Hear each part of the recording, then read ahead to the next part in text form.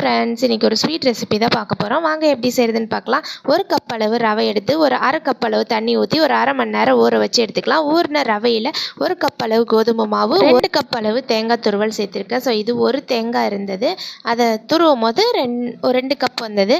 So ஒரு செவ்வாழை சேர்த்துருக்கேன். வாழைப்பழமும் ரொம்ப முக்கியம், எந்த வாழை வேணுனாலும் போட்டுக்கலாம். ஸோ 4 ஏலக்காய், அடுத்தது தேவைக்கேற்ப சர்க்கரை சேர்த்துக்கலாம். நான் ஒரு அரை கப் அளவு சர்க்கரை சேர்த்துருக்கேன்.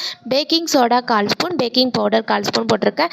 உங்ககிட்ட பேக்கிங் பவுடர் இல்லை அப்படின்னா நீங்கள் பேக்கிங் சோடாவே, அதாவது சோடாப்பு இருக்குல்ல, இட்லி சோடாப்பு, அதுவே ஒரு அரை ஸ்பூன் போட்டு நல்லா கட்டி இல்லாமல் பிசைஞ்சு எடுத்துக்கோங்க. போண்டா மாவு கன்சிஸ்டன்சிக்கு. மாவு கொஞ்சம் லூஸாக இருக்குது அப்படின்னா கொஞ்சம் கோதுமை மாவு எக்ஸ்ட்ரா கூட போட்டுக்கலாம். ஸோ கோதுமை மாவுக்கு அதில் மைதா மாவு போட்டால் இன்னும் சாஃப்டாக இருக்கும் ஸ்வீட் போண்டா.